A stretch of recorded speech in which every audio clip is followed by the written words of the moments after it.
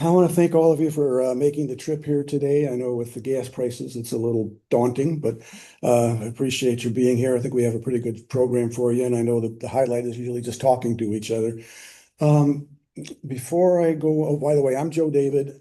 I'm sort of a dual host for you here. I'm affiliated with the Friends of Michigan Libraries, but I'm also affiliated with the Cascade Friends, who's hosting this event here for us. So I need to be an extra special host, a double host kind of a thing. So I want to acknowledge a couple of folks.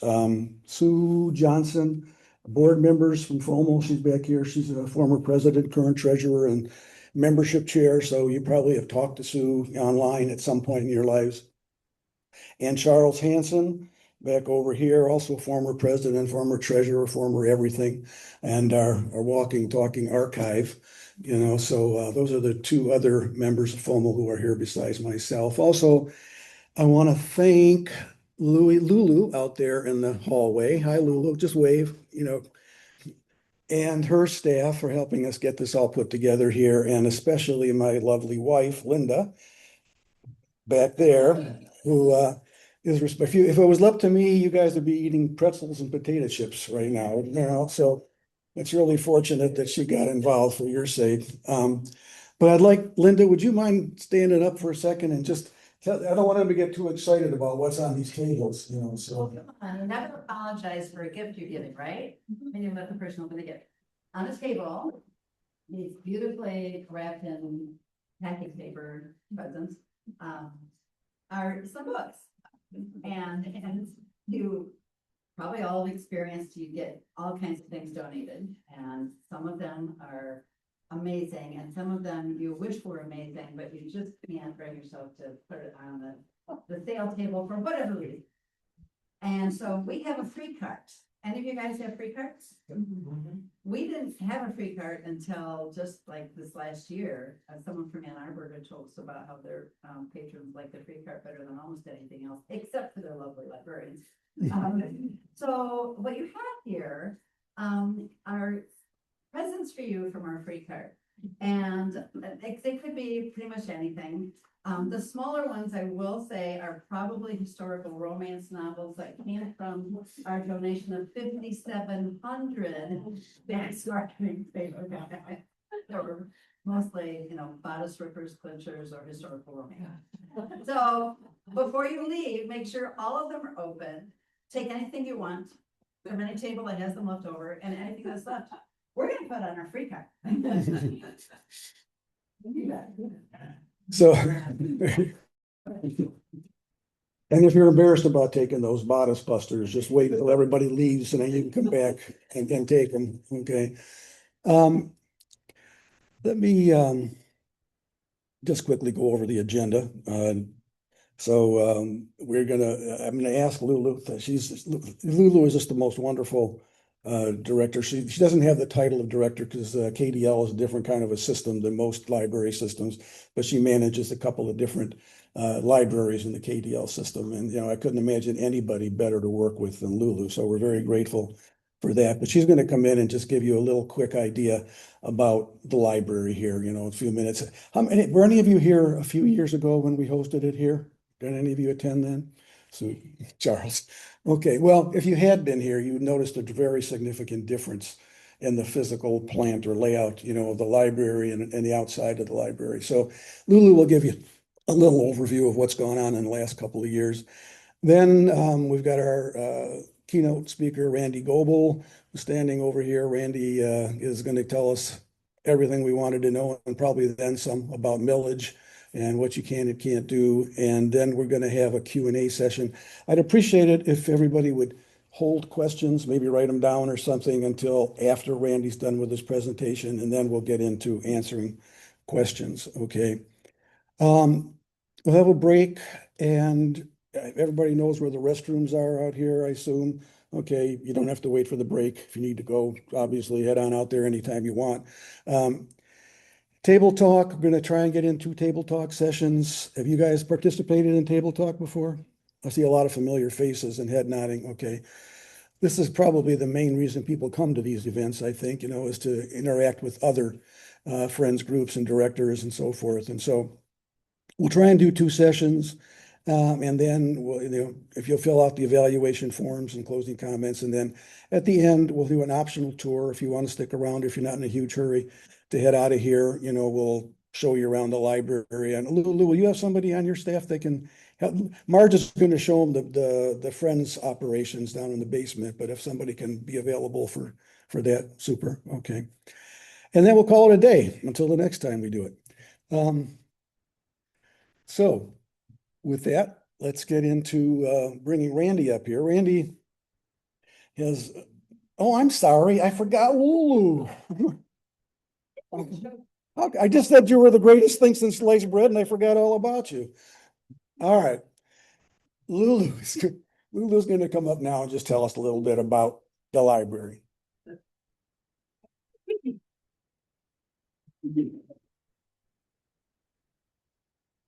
It's always so nice and very awkward. I did not prepare anything, so I hope that you all are okay with me being fairly authentic. So my name is Lulu Brown. I am the regional manager 1. So that means that I oversee the Cascade and Caledonia branches. Cascade, where you are today, is very near and dear to my heart. This community is so dynamic. And I remember when I started 5 years ago, I was the regional manager 2. So I was behind the scenes doing the day-to-day operation stuff. And then I got the opportunity to be promoted. So the first thing staff asked me was, what's your vision? And I kind of turned that around and I said, well, my job is to make everybody else's dreams come true. So that is probably the greatest call that I have to what I do here. I get to listen to so many different perspectives. So whether it's staff, it's patrons, it's our friends, we're creating this vision of what we want our library to be together. Over the last couple of years, we've been able to create a park, which is insane. That was built in about 8 months. And then we were able to finally get our library renovated.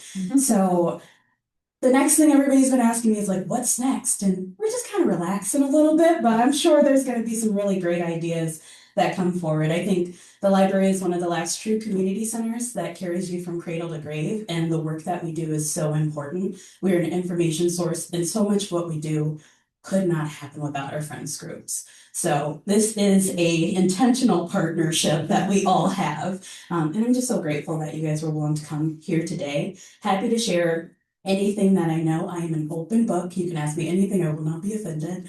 And I hope that today's going to be a good day for all of you. So thank you.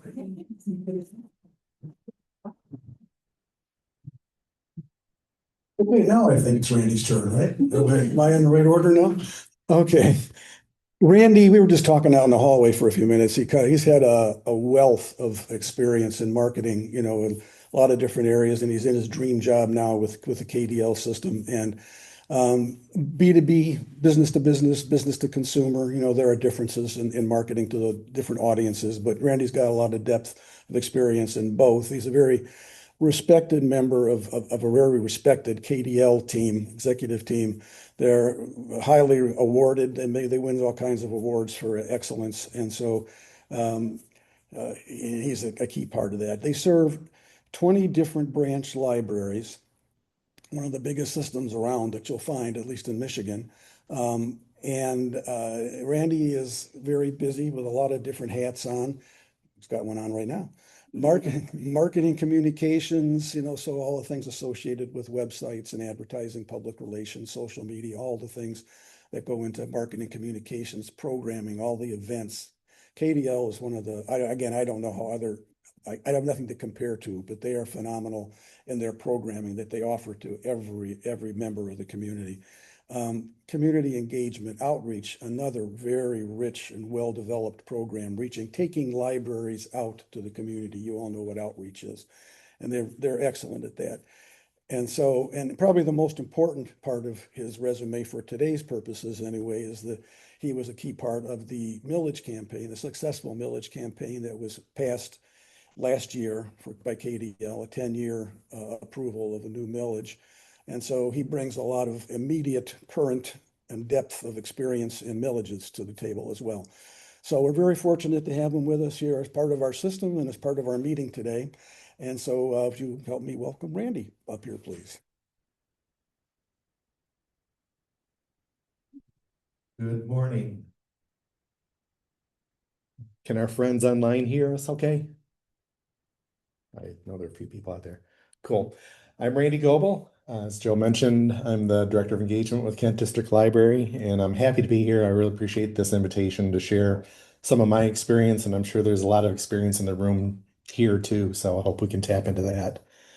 So, first off, I'm a marketing person. I'm not a lawyer. A lot of these things involve lawyers or maybe even CPAs, so take that with a grain of salt. In matters of legality, just be sure to consult with someone who really knows their stuff there. I'm happy to share my experience, which covers a lot of the stuff. So I grew up in Jackson, Michigan, and became a partner in an ad agency after I came out of college and started doing marketing for, I had a couple dozen clients, and one of my clients was Aeroquip Corporation, and they offered me a job when they moved their headquarters to Toledo, Ohio. So I became a Buckeye, sort of a Buckeye, for about 8 years as I lived down there. But then the company was acquired. At that point, I was in the investor relations department and just had a lot of fun and a lot of really great growth there. It was a wonderful organization, even though they had 80 locations and 16,000 employees around the world. They're really intentional about moving people around. There's one person whose job was to look at the org chart. And as soon as he saw somebody who was in a spot in a job for 5 years, it was time to move them. He would just pick them up and move them to a new job. Could even be another city, another country. I didn't get moved to any other countries, but I did get moved up in the organization several times. And it was wonderful to have that kind of support from an organization. And I find the same thing at KDL. So then when Airquip was acquired by Eaton Corporation, I had the opportunity to move to Cleveland where I knew nobody or put my feelers out in West Michigan where I had family. And that's when X-Rite gave me a job offer, moved me up here. And they had a great program to help pay for college too. So that's when I worked on my MBA. And from there, I went to a couple other companies. Being a marketing person, we're kind of have short attention spans, I think. But yeah, I worked in water conservation. If you ever use water for urinals, I was known as the Colonel of the urinal. After I got that company up to where it could be acquired, that I kind of worked myself out of a job there. And I worked in a variety of other jobs. And one of the most recent ones was with Warner Norcross and I was there. Oops, this microphone is coming on the speaker. I'll step back a little bit. Hope it won't echo. At Warner Norcross and Judd, I was their marketing director, and they have offices in 8 or 9 cities across Michigan. You probably know them. Maybe you worked with them. Maybe know people there. Great law firm. And from there, I came to Kent District Library. I started as their communications manager, and one of the first things I did was change the name of the department from communications to marketing communications. Um, I'm hearing voices. I don't know if I'm going to try to mute this speaker up here. Yes.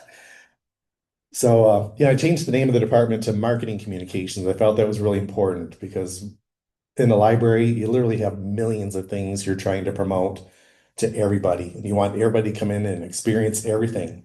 But that's like a fire hose treatment. People are really easily overwhelmed when you spread too much information. So I try to be more intentional about how we segment our audiences and being very intentional with everything we do should have a call to action. Communications to me is like sharing information.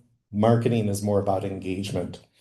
And in my 9 years at KDL, we've made some great progress with that too. KDL was already great. I can't lay claim or take credit for all the awesomeness, but I do want to take some credit for just how we market ourselves and really segment ourselves. It's a little bit contrary to library culture because anonymity, privacy is really important.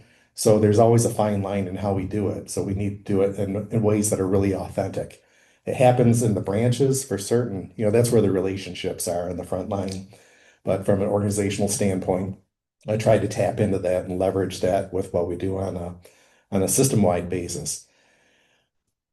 We at KDL use a data system called Savannah, which is a data-based system that's used by a couple hundred different library systems across the United States.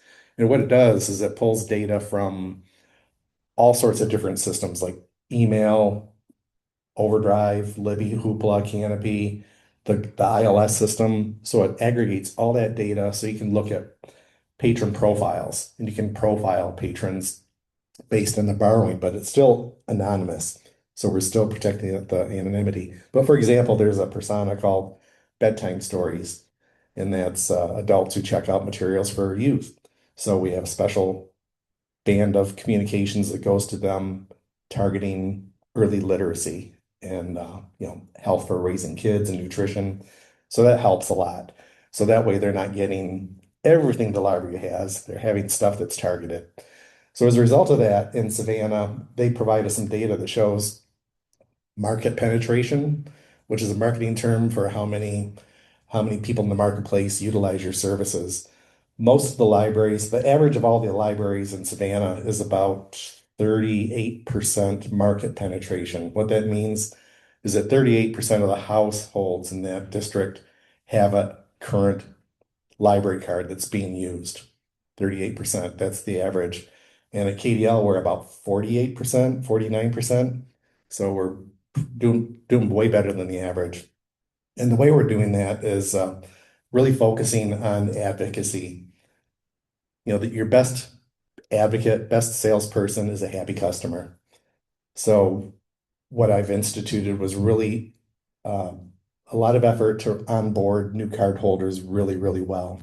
Make sure that we not only just give them information, but we ask information about their interests and we capture their interest and do tours around the branches.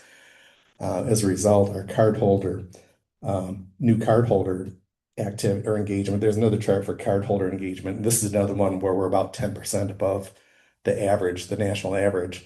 And those are new card holders that stay on board and actively use it. A lot of times people will get a library card and they'll use it once and it kind of drops off the bat.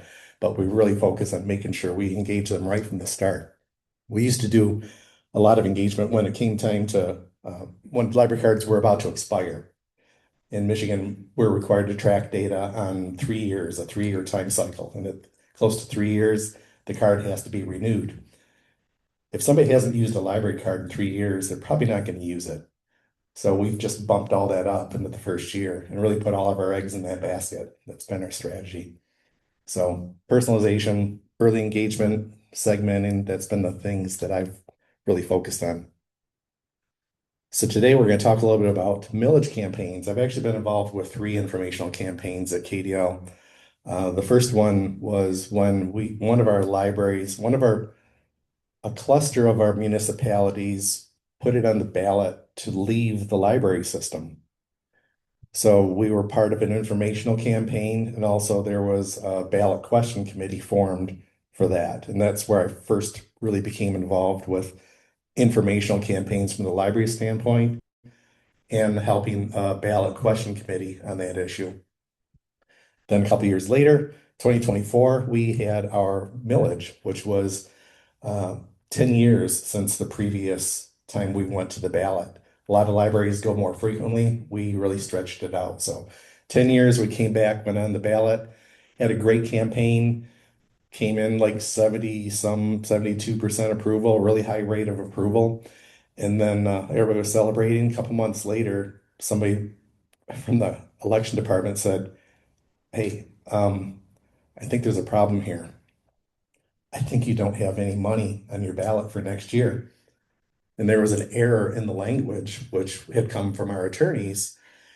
And it's really complicated because, the millage is levied in December and it's collected later in the year. And there was a lot of complexity with the years. And that's why we relied on the legal counsel to make sure the language was right. And it wasn't right. So that left us with 1 year with no funding. Wow. I still remember that morning like it was this morning. It was so vivid. So I thought, okay, well, we know how to do a campaign. Let's do it again. So we mounted up a campaign. We were totally transparent about it. We called it the Gap Millage, and we explained it all. And that was the most important thing in my mind, was just to be totally transparent and honest with people and say, hey, this thing happened. There's an investigation going on as to the reasons, but all we know now is we've got to do this. If we want to have our library system supported over the next year, we need just 1 year, like a temporary approval to keep the train going. So again, we had a great campaign. We also had a ballot question committee that worked on it, and we came in again at about a 70% approval rating. And that was good. I think because the library has so much, the community has so much trust in the library. It worked out well, despite it being a oh my God sort of moment. Okay, so there are three different groups that are really involved with campaigns. I'll talk a little bit more about what the library can do, what friends groups can do, and what ballot question committees can do. And just a quick poll, who in this room has worked on a millage before? Okay, so almost half of you. I'm sure you've got some great experience. If there's something I'm saying that's off the mark, or if you want to add to it, please add to it.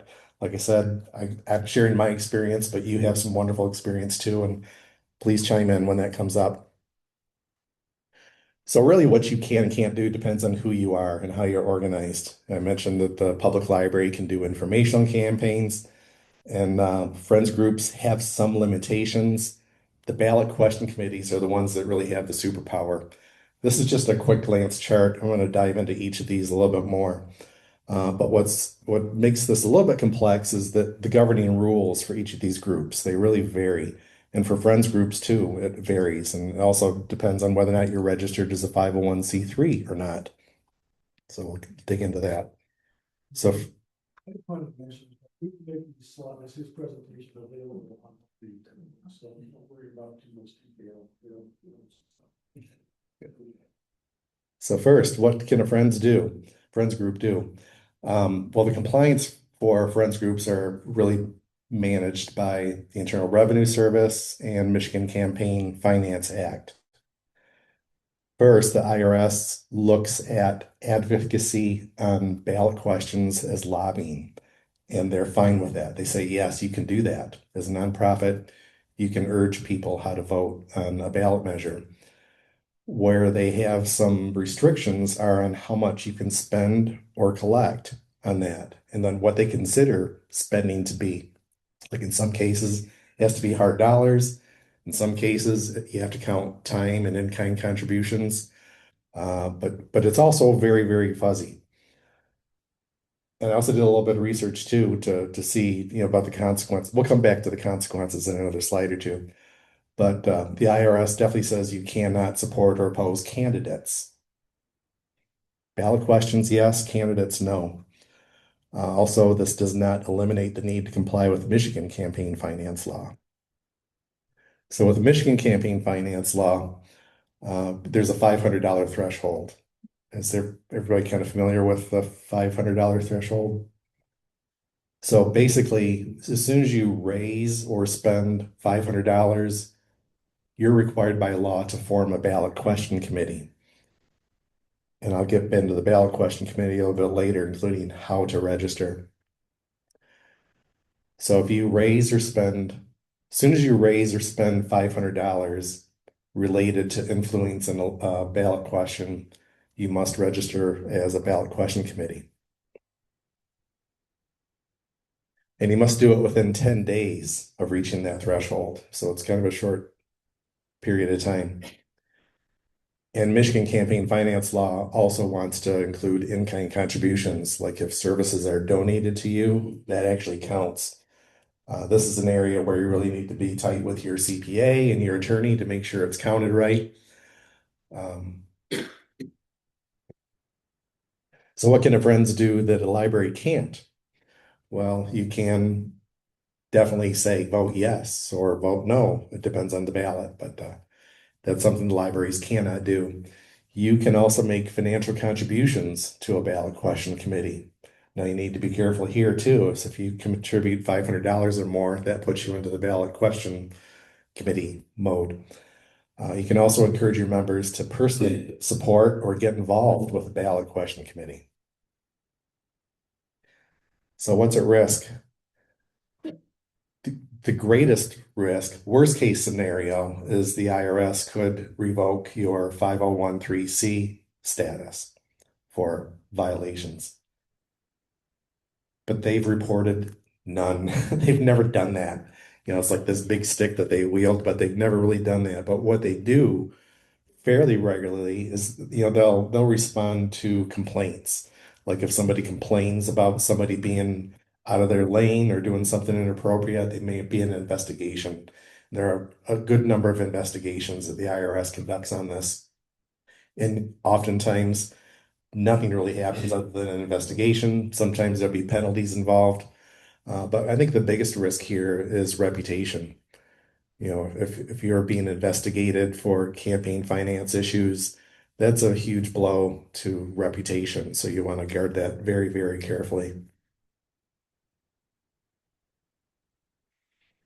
So what are some additional ways you can be effective? You can be great storytellers. I want to talk a little bit about this. I talked a little bit before about the importance of segmenting messages and having compelling calls to action. I'll show you a little bit of what we did here at KDL. If this will load up, this page is still live. You can go to it. The URL is kdl.org/millage. And this is an informational page that we put together for, I can't scroll down because this is a Mac. I'm sorry. How do I scroll down, Joe? Or whose computer is this?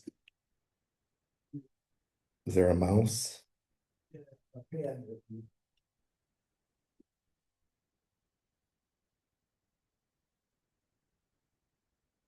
do you Scroll down towards the bottom. 2 fingers.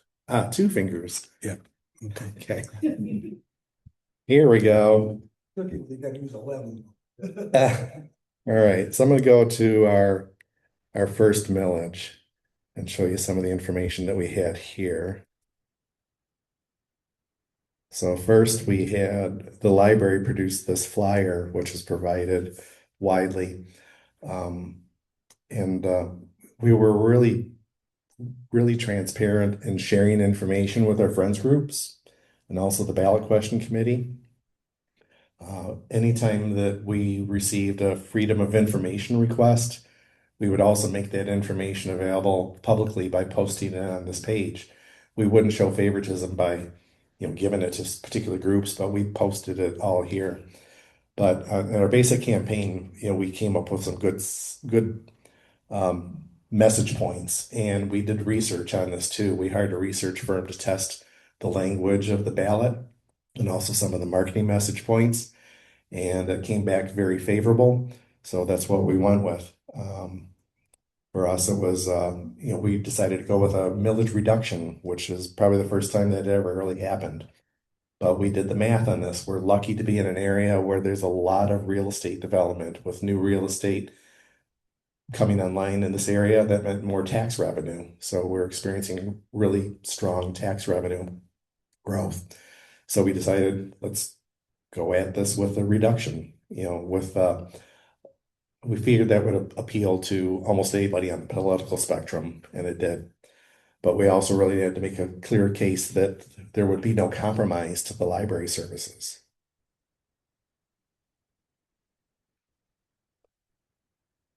How do I get back? Joe, how do I undo this? I think you might have to. Back on. There we go. Got it. Okay, sorry. Thank you. So some of the other things we put on here were getting used to this 2-finger scrolling thing. We had our executive director record some videos, putting a face to the message, and he broke things down really nicely into a little 2 to 3 minute sound bites on different themes. And these videos were very effective, not only for our staff. We had over 350 staff who needed to know these message points, and they needed to know them off the top of their head. So we really stressed having things that were memorable and sticking to people's minds and easy to share. Putting a face to it was helpful. And we also developed a frequently asked questions section. And every time new questions came up, we would just add them here. This was truly a living document. When we started the campaign, there was probably half as much information, but it grew. And we also added a millage calculator. That's an easy thing you see this on a lot of websites. Punch in your home value and it'll tell you what your annual tax is. And we broke it down to the weekly amount and determined it was about the cost of a cup of coffee. Your total library millage is about the same cost as a cup of coffee. So putting it into real terms worked out well for us. Now,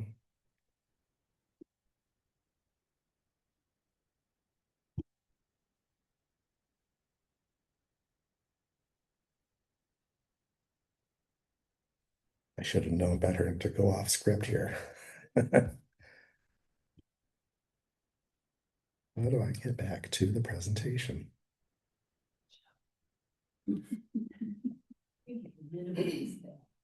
Pardon me, is there a Mac expert in the room? Over here? Yeah, next to it, there's the yellow dot. If you hit that, it'll minimize. Ah, thank you. Thank you so much. Okay, so what does that mean for you? What that means to the friends groups is to really sync up your stories with the informational campaign, but then add to it where you can, add reasons why people should vote to support it.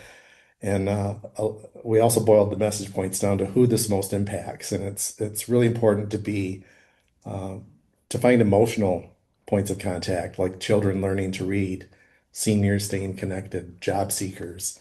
Those from our market research were the top issues in our area. So everything we did revolved around that.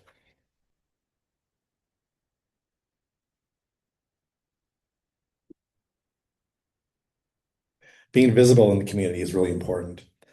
You have great teams if you belong to Lions clubs, Rotary clubs, varieties of groups. Try to get on the speaker circuit for those. And invite the director of your library to speak at those. That's super, super helpful.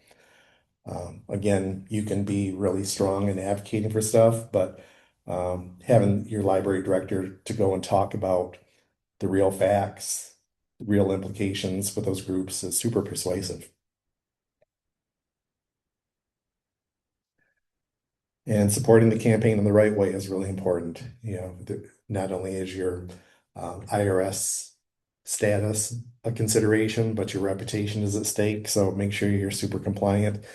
Your members can join a ballot question committee and become involved and donate to it in any manner that they wish. Even library workers can. The library can't ask their staff or encourage their staff to do that, but you can. You can encourage your group members to become more involved and make contributions. So now we'll jump into the ballot question committees, sometimes known as the campaign committee. So I already mentioned the $500 limit that the Michigan Campaign Finance Act requires. That's super important. So you can also accept donations, you can pay for campaign materials, buy advertising, all these things you can do. Again, you just need to be mindful of that $500 limit until you become a ballot question committee. Once you're a ballot question committee, it's really unlimited how much you can spend and how far you can go with this. 501(c)(3) doesn't enter into the ballot committee. No, 501(c)(3), as long as you're under that $500 threshold, you can do these things. If you're gonna raise or spend beyond $500, you need to form a ballot question committee. Right. If you form that, then you need this nonprofit status go away. You can do much. No, I'll repeat the question for the folks on the Zoom call. The question was if you form a ballot question committee, if that changes your nonprofit organization or status. It does not. It's actually a separate committee. When you form a ballot question committee, so I get to the slide with that info. Here we go. I'm going to jump right ahead to this. So first, you need to have a group of people who want to be part of this ballot question committee, need to choose a treasurer, and they need to establish a bank account. And that bank account has to have that $500 minimum amount in it. It must be registered within 10 days of raising that money. For the KDL ballot question committee for the most recent millage. The ballot question committee was actually formed in 2013, I think, and that was maintained. You know, once you form a committee, and as long as you have a treasurer and a bank account, it can stay. It only loses its filing status if you don't have the money and you don't have the treasurer in place. So we're fortunate to have Shirley Bursma, who is kind of legendary in library circles, and she started that committee way back when and just kept it valid for all these years. And she just kind of waited in the bushes for a time for a millage to come up again and ready to go, hit the ground running.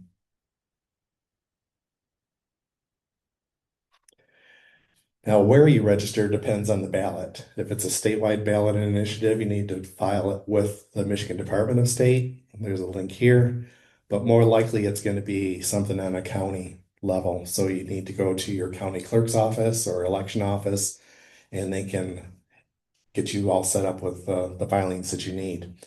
If it's a ballot that spans multiple counties, there's usually one county that's considered the authority on the ballot, so you only need to file in that one county. So if your millage spans counties, you really only need to file with one. So a couple lessons and takeaways from the 3 campaigns that I worked on. The relationships are so important. You know, it's the staff going home, talking to their families and friends. It's the friends groups and sharing with your circles, your friends and family too. That's the number one thing.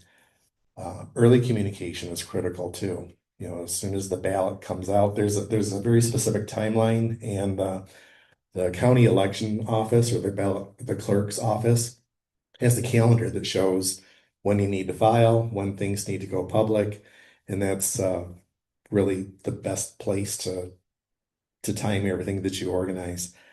Yeah, I'm sorry, I'm jumping ahead in my mind. I want to stay on the slide though.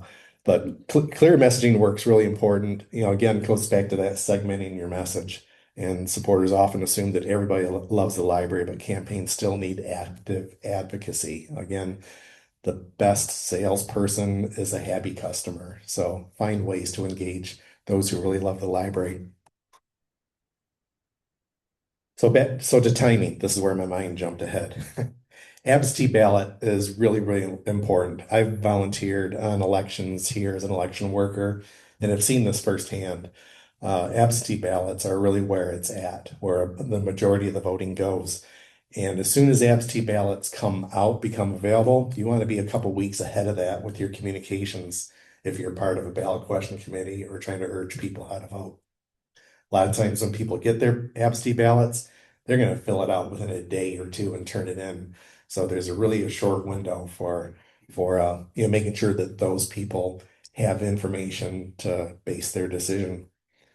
Also, segmenting your audience is really important. We at the library we did a lot of market research to try to identify likely voters. So we didn't do a lot of broad market promotions. We really tried to home in on likely voters. And we also homed in on most of those who might be on the fence on issues. There's really no need to spend a lot of money on people who have already made up their mind, whether it's for or against. So we tried to target those who might be persuaded one way or another, likely voters, and we activated the library patrons to a high degree. We also did a lot of great work with PR and yard signs. Some of these things you can actually, they really don't fit into that $500 Michigan Campaign Finance Act limitation. Like these bags, the yard signs that KDL did, there's nothing on these that says anything about a millage. So these were exempt. So the library used these very heavily. We always do advertising, so it's not like we were spending more money. What we actually did was we stopped spending money on television commercials and put it into yard signs. So when people see yard signs in their neighborhood, they know If they're on the fence, they'll see themselves surrounded by library lovers. Every time they pull out of their garage and drive to work or the grocery store, they're driving by all these signs, and that registers with them and helps persuade them. I'm a walking billboard. Make everybody a walking billboard. PR wise too, our Millage campaign happened during Summer Wonder, so we really tapped into all the crowds of people who were involved with our summer reading program and the promotion on that too. We really amped up our promotion, heavily pitching the news media for coverage about the value of the library. And the friends groups and the ballot question committee, they were able to ride on the coattails of that. All in all, we just really amped up the importance of library support in the community. So key takeaways from this are friends groups. You guys play such an important role in this, especially in helping to build community trust. You're a key part of this. It's also important to stay within the guidelines. Again, you don't want to be one of those unfortunate groups that's part of an investigation or if there's a complaint filed against you. Ballot question committees, they have superpowers. If you're like close to that $500 limit, you seriously want to look at the ballot question committee. It's a little bit extra work, but it really opens up your potential greatly. And again, the most important campaigns are really built in relationships, not just marketing. So there are a couple of important resources I want to provide here. Again, this will be in the PowerPoint, so you have this. But there are a couple of books that I used. John Kraska is part of library. It's a group name. Anyway, he's written a couple of great books on winning elections for libraries, and he's also a great resource for when you form a ballot question committee. He will spend time with whoever's forming the committee and help you with the guidelines needed. And he's great. So John Kraska, he's a great person to get in touch with. Every library, that's the organization. Check out that website. They have a lot of resources too, like workbooks, timelines, just a lot of great strategy. Then, of course, the Michigan Library Association and your library director are great resources too. So in a nutshell, that's it. I know I covered a lot of detail here. I hope this was helpful. Did you want to do Q&A now or? Yeah. To Randy, Sure. let me just, if you have, I think the room is small enough that you don't need a microphone to say your question, but Randy will repeat your question so that people online can hear it. Okay. And then Sue over there, if there's any questions coming in there, you can let us know. Okay, so go ahead, Randy. Yes. In the original 10-year millage renewal, how far ahead of the expiration of the millage did you start campaigning for the renewal? We started doing market research about 2 years ahead.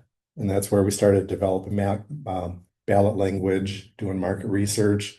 We tested the ballot language about a year before we needed to file it. No, excuse me, 6 months before we needed to file it. That gave us time that if we found that we needed to change anything, we could do more research, and that was really important for us. Oh, and the question was, how far in advance did we start to do our research? How did you do your market research? How did we do our market research? We hired an expert. We worked with, there's two resources we worked with. One was trying to remember their name. I'll look it up and get it into the details here. But it was a political campaign research organization. Mark Grebner is the person. Do you know Mark? Okay, you know Mark. He's like a savant. He's like this crazy wizard with data and knowing what's on voters' minds. So yeah, his services are amazing. They're not cheap, but worth every penny. The other part that we use for our research was the firm is called Mitchell Consulting, and we work with them on polling the marketplace. He does a great job of pulling polls. He gets cited nationally about how he predicts outcomes of elections. He's like within 1% of whatever the ultimate vote is. He's super good. Sorry, and then can you explain more about what a ballot question committee is? Question is to better explain what a ballot question committee is. A ballot question committee it's a well, it's organized either at the state level or the county level, depending on the ballot, if it's a county-wide ballot or a statewide ballot. But it gives the committee the authority to spend money, to collect money, spend money, to influence an election. It's part of campaign, integrity and finance. Yes. Not directly related to libraries, but was there any legal action against the attorneys that botched the ballot question? There was a lot of sparring that went on, and unfortunately nothing came of it. And we got past it. We got our millage passed. In my mind, it was a lesson learned. It'd be nice if there was something given to us to help with it, but Repeat my question for the people. yeah. So the question was, was there any retribution or any remediation from the attorneys that we worked with on our ballot question committee or excuse me, on our ballot? And the short answer is no. We went back and forth a lot, but in the end, we got the job done, which was the most important thing. Yes. Yeah, I'm a director. This is a township supervisor, and this is our Friends Group president. We just became a district library in October. My board just decided recently, well, probably between February and March, to put a ballot question on in August. We have very little time, and my strategy has been to send welcome newsletters to the new people that are in our district, to welcome them, tell about our services, and have a good feel, that, we're here for you, and, nothing political, just services, welcoming. And then and I put everything in an envelope with a regular stamp, so they have to open it, get it in their hands longer before they throw it away. Mhm. And then I sent them a postcard with our hours and another welcoming statement and some other information on the back of it, also put in an envelope. And then one to our regular patrons that are on the voter roll, that are patrons. Another welcoming thing about things that are happening this summer and, services, nothing political, nothing that even says anything about the millage, in an envelope. And now this committee is is in charge of getting the election passed. Do you have any advice on who they should target or anything to help us? So the question is, some experience was brought up in the room about a ballot initiative coming up in August, very short time frame to pull some of the campaign details together. But the question is, what should the ballot question committee focus on primarily? I would focus on raising money, build up the bank account as much as you can so you can do more advocacy postcards. If you can do postcards, that's great. Getting people out to, setting up tables in front of the grocery stores, really work the speaking circuit too. Everywhere there's an opportunity to stand up like I am now with a microphone in front of a room of people, grab every opportunity like that you can. That doesn't cost any money. I think that's where I would start. Is that helpful? Yeah, I'm sorry. Yes. Thanks, and mine's gonna build on Melissa's question. At what time do you form a ballot campaign committee? So we're from DeWitt, and we know that in the future, we're going to do a campaign. But when do we want to form an actual committee? I would form one as early as possible. Like I mentioned, KDL, there's a ballot question committee formed more than 12 years ago. But it was dormant for a long time. They really start to get active about a year ahead of time. And that's mostly organizing fundraising. So you have a good war chest to spend money and also organizing volunteers. It really gets busy about a month before absentee ballots come out. That's where you really want people out in the streets with the speaking opportunities. Sure. To that, does a ballot question committee have an expiration date? No, as long as you have that bank account and a treasurer and your filings are proper, yeah, it can go on forever. Yes. Are there rules around like collaboration between in Troy, the city, the library is a part of the city? So the city was communicating about, an election, the ballot question committee was, the library staff was, the Friends were. Can they talk to each other about I'll do lawn signs if you do mailers, or does there have to be an arm's length between all the people involved? Yeah, you need to be careful about library resources being devoted to any of these efforts. Again, library staff can work in their personal capacity on these things. So, the question was if there are any guardrails for what a library does in communicating with the municipality and communicating with the ballot question committee. Again, keeping it on a personal level. I'm a director at the library and I was a member. I worked on a personal level because I live here. It made me a little bit nervous, but I didn't get in trouble. So I think you can do it. Any other questions? Yes. So you said, I guess I'm still back on the ballot question committee. You said once you hit $500, does the $500 have to be donated specifically towards the millage? Yes. So could somebody just say, here's $500, start your ballot question committee? Yes. The question for our online friends was if the $500, when is the threshold for when you need to file? And as soon as somebody devotes $500 towards a campaign effort, that's when you need to file. So if the Friends put the $500 towards that, is that a questionable legal issue, or is that something we could do?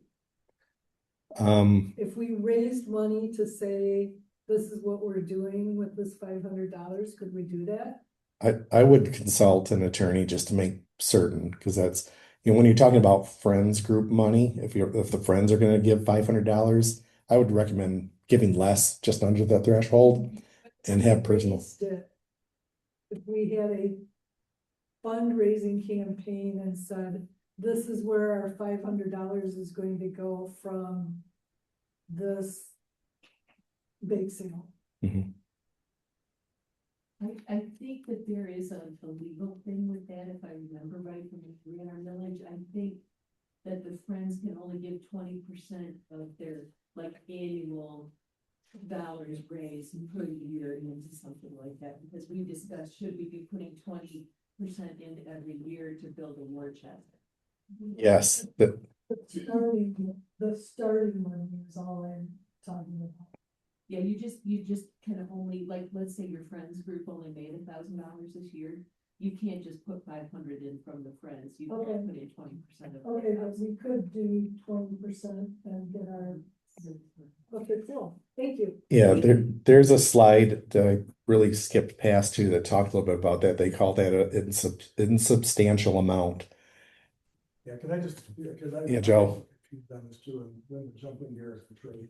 A couple years ago, when we were supporting as a friends group, the village campaign, we were told, that we could contribute up to 5% of our annual revenue from the previous year, okay, to the campaign, and we could campaign on our own for 20% of that 5% amount.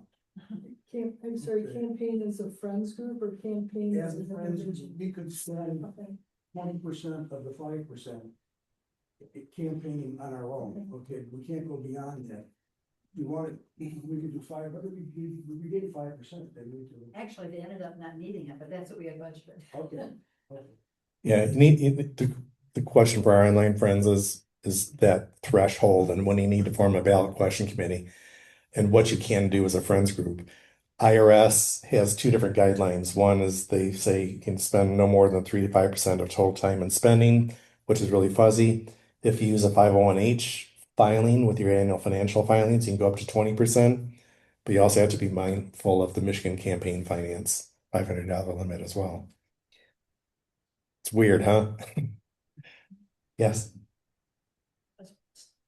What ballot to get on? Is there a rule of thumb of whether to be in a November election, August election, a May election? Yeah.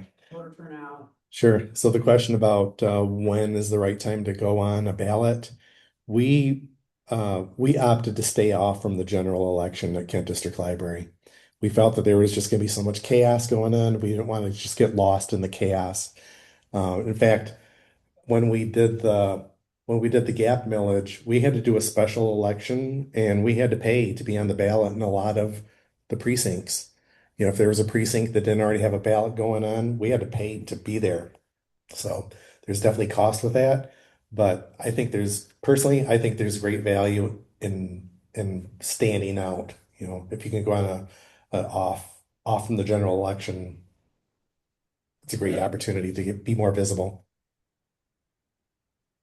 Yes. A question that from online, from chat here. Can you clarify your comments on yard signs? As I understood it, yard signs could be non-political. They're totally outside. You can just byline yard signs and give them to your library supporters for their yards. And that's not impacting any spending issues. It wouldn't unless you said vote yes on the millage. Yes, that's correct. I'll repeat in case the online folks can't hear. The question was about the yard signs that KDL did and whether or not that was a campaign expense or not. They weren't because there was nothing on it related to the millage. We weren't urging people how to vote. We didn't have to put the little tagline on it that says funded by whatever. And we just made those freely available in the library. That was part of our marketing, just our general marketing. Like explained that we shifted our dollars from TV advertising to yard signs that year. In fact, we're bringing more yard signs back. So if you want some, help yourself. They're up here at the library. But yeah, that's something that the library can do if it's within their regular budget. One other question. If you make a donation, well, we all know how to make a donation to Friends of the Library, Friends of the Novi Library donation, a check. How do you donate to the committee, the ballot committee? You know, the question is, how do you donate to a ballot committee? So the ballot committee fundraising is going to be a big part of that, and they're going to be organized with a specific name that people can write checks to. So it's part of their whole accounting practice, and there's a lot of paperwork. They need to be highly accountable, and there's some financial requirements for how you report that, but that all goes with the county clerk and give you the whole playbook on how to do that. Yes. Was there an organized opposition to the millage renewal? And if so, how did you respond to them? Did you ignore them? Did you reply to them? Or how did you engage? The question is whether there was any organized opposition to the millage, and there was not. There almost was. There's a group of people who were friends who were very vocal against anything tax wise. You've heard Axe My Tax. You know, I had conversations with the person who started that up early on. She said, "Oh, you should just do a membership card for people who want it." I said, "Well, does that mean you need a membership card for the fire department or a police department?" And, you know, just interesting conversations. But we were fortunate we didn't have an organized effort. We had a lot of outliers. I would call them outliers. They had pretty loud voices, but they really represented the minority. And they weren't really an issue for us, fortunately. Could I ask you, Yes. we had a lot of like on the neighborhood or even Facebook pages where, you know, the library would say, this is coming up informational. Mhm. And people just responding on Facebook or in the neighborhood groups, just wild disinformation. Yes. Did you have somebody like dedicated to the social media, just watching the pages so that when those popped up, they were responded to, or did you just leave it up to them? That's a great question. The question is how to manage social media and the trolls. Trolls are everywhere. So what we did, and this is where we tapped into the friends groups and also the ballot question committee. I was responsible for social media for Kent District Library. And when we would post our informational things about the millage, yeah, that's where the trolls came out. It was like a magnet for trolls. And I set this policy that we would not respond to anything on social media at all. And when we stopped doing that, it was amazing how the advocates really came out of the woodwork, and it just happened. And it was, yeah, it was the patrons, the friends who came out and set the record straight. Can I respond to that a little bit? Because I admin a huge Facebook page that's nothing to do with our library. There's a way to just turn off commenting. So you can do a post, turn off the comments for it, and then you're troll free. So it wasn't a pushback. Well, no, this Somebody is, trying to hide or. this is something that, I run a group, we've got 23,000 local women in it. We don't allow political discussion, but we allow political, events. But when someone posts a political event, we just turn off commenting, and all it does is post the event. So that would help keep you troll free if that's the issue you have. So for our online friends, this was some discussion about turning off the commenting in your social media. This is something comes up in libraries a lot, and I've been part of a lot of these conversations, and sometimes it reaches the point where, yeah, it makes sense to turn it off. If you have so many trolls and, you know, so much disinformation, just, yeah, turn it off. We really strived hard to make sure that, that we didn't as a library, but I understand. yeah. Yeah, I'm just that's telling you that there's a good thought. We an option to that. considered that, yeah. Yeah, thanks for bringing that up. And I tell you, we were close. Any other questions? I think we have one from online.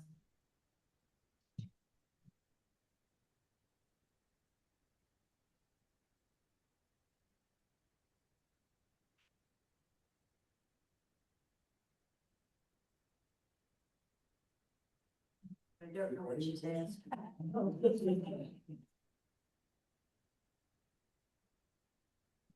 We have a question back here while we're waiting for that. Oh, yes, please. How long does it take to go through the registration process with the county? Pardon me, the registration process for what? Oh, they're very quick. I think the ballot question committee was formed within a couple of weeks of the initial filing in Kent County. Is that consistent with what you're experiencing? Yeah, we created one last year in Oakland County, and once the form was filled out and submitted, like that minute, they stamped it to acknowledge it, and the committee was formed. Okay. So experience in the room is showing that sometimes it's almost instantaneous. As soon as you bring the valid paperwork, they can stamp it and approve it on the spot. For us, it took a little bit of time, but Sorry for my ignorance on the ballot question committee. Do you name it? Is it like a fundraising group that you yes. name? Yeah, it needs to have a distinctive name because when it spends money on things, you have to put that disclaimer. It says paid for by gosh, I think it was gosh, I'm sorry, I'm drawing a blank. They did vote yes, Troy Library. So Yeah. if you think of it as just like if you were running for office, you create a campaign committee, it's the same thing. It's like vote for John Smith. Yeah. Vote yes on the millage. And then you can do fundraising, and the paperwork is pretty straightforward. It's very detailed. Like every donor needs to be noted who they are and where they work and if they're retired or not. So that they can, you know, make sure that none of the funding laws are broken. but it's just like a campaign committee, so. Anyone else have one that they name? I think just vote yes to the Bath Township Public Library. So discussion in the room is about the naming of the ballot question committees, and it came back to me. Ours was yes for KDL, and coming up with a name that's like, you know exactly what it means is ideal. Yes. Campaign committee before you have $500? Like, could we form one tomorrow if we wanted? No, you need the money in the bank. Yes. Yes. The question, from the chat was, can you talk a little bit about how you would, form the committee in terms of hierarchy structures? Would there be different groups for different issues, fundraising? It's coming from a League of Women Voters person who has done quite a few of these. Just- So they might be better equipped to answer this question. I think it depends on the size of the ballot question committee. Like when we had the municipalities that were voting to leave the district, there were a lot of people in that community who wanted to be part of the ballot question committee. Besides, you're only required to have a treasurer, but they also had other people, like there was a volunteer coordinator, there was someone else in charge of fundraising. You know, they divide up the authorities, but they have a lot of latitude in what types of positions they name, other than gotta have a treasurer. Great. Any other questions? Yes, Lulu. So, at one point you started talking about storytelling, and this is a loaded question, but you've developed really good relationships with our local news crews to just continue that storytelling. For those that might not have an immediate millage coming up, can you talk a little bit about maybe why that relationship is so important and how maybe they can help share the stories of what's happening in their library? Yes, so the question from Lulu was about storytelling and what did we do? You know, I mentioned how Kent District Library has nurtured great relationships with the news media, and you know, that's been a long-term effort too. We want to be the go-to people. A lot of times they come to us with questions to support stories where we're really not even the authority. They say, I'm looking for somebody who's an expert in whatever, because they know they can come to the library for anything. And when it comes to the storytelling aspect, we really strive to highlight stories of patrons and people in the community. You know, we can talk about ourselves a little bit, and then after a point, people get tired of us talking about ourselves. So it's all about amplifying other voices. Did I answer it? Yeah, so Sorry. just as a aside of, I think what also helped a lot, because not only did KDL go through 2 millages, but we had a building and grounds millage just for this space, I think a couple months after the cap millage.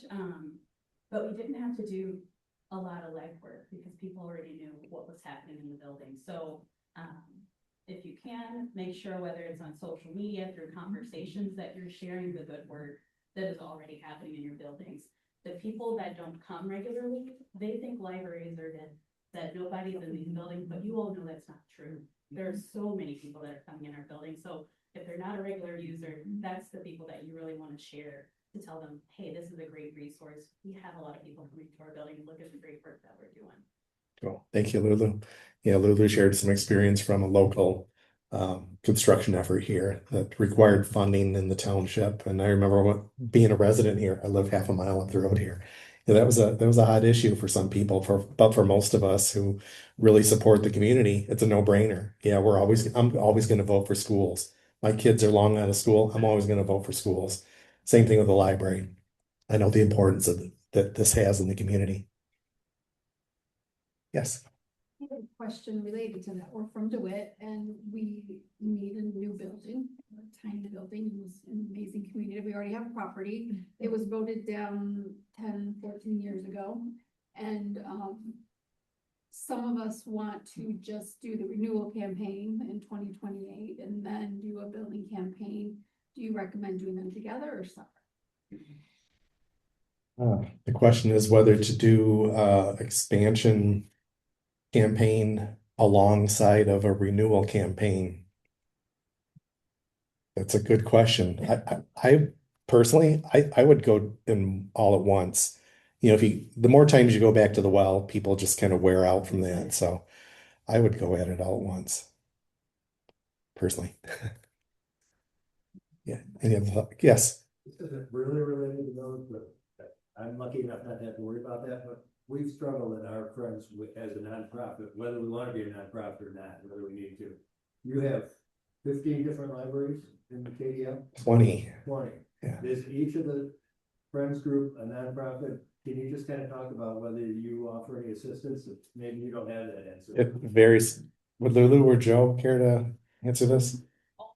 Branches have a friends group. I think maybe 15 out of the 20 do have a friends group. For the branches I oversee, both are independent nonprofits. So they filled out the paperwork as a nonprofit? Yes. Okay. From a KDL standpoint, you don't know for sure whether they're all nonprofit. I think there are a couple branches that are not registered as nonprofits, but they're very small. They don't have the same kind of income. Okay.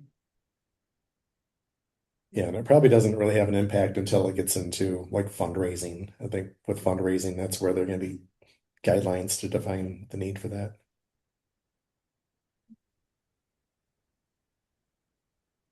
Awesome. Thank you very much. I've enjoyed learning from you and sharing today. It's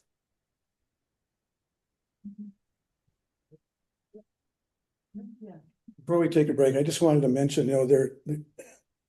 friends groups districts are of all different kinds of sizes and budgets and so forth, and if what Randy was suggesting is very valid and very appropriate to research, to know who you need to talk to know what's on their minds and so forth. If you don't have a budget to go out and hire an expensive professional market research firm, feel free to call us. Okay, or send us a note and we'll try and offer some advice. I spent 40 years in marketing. Okay, so, I have some ideas about what market research is all about. There was something else I wanted to tell you too, but I'm too old to remember more than one thing at a time. Anyway, it'll come back. I'll tell you later. Excuse me. I think I just remembered. I'll forget it if I think what Randy was saying, about somebody asked the question about when do you start a millage campaign or so forth. And this is pretty obvious, I think, but a millage campaign is kind of an ongoing, everyday thing.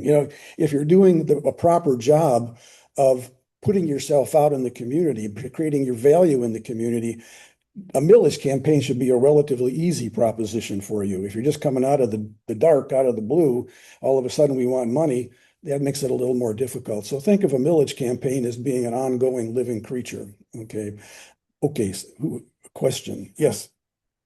Like you said, are you going to email us a link to those that post them from? Yes, we'll put them out on the website and we'll send you a link to it on the FOML website, right? Okay, Sue? So I said, go on FOML.org. There's an events category, and that's where we list all our workshops and any related information that came out of those workshops. So we'll put the recording on there and the presentation separately. Yeah, and we're not 100% confident that the recording has worked properly, okay, because that we haven't done. I think Randy was having a trouble with feedback, and when he muted it, I don't know if we actually recorded the volume, the people talking, okay? So if you can read lips, you might be able to, benefit from it, okay? So we'll see what we ended up with, all right? Okay, thank you so much, Randy, and everybody for your questions. Why don't we take a break, 10 or 15 minutes, and then we'll get back for table talk, okay?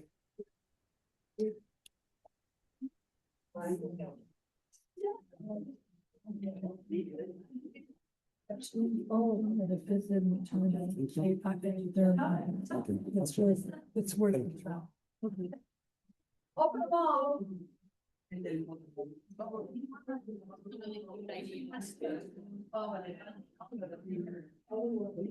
have to stop in. I just wanted to tell them that, okay. Let's see here. That's good stuff. What are you gonna tell him? I just wanted to tell them. Yeah. Hello, everybody. I don't know if you can hear me. Obviously, for the folks that are online, portion of the meeting relevant to you is over with. So thank you so much for joining us today. You're free to check out if you're still here. I think looks like most people have already left. Have a great day.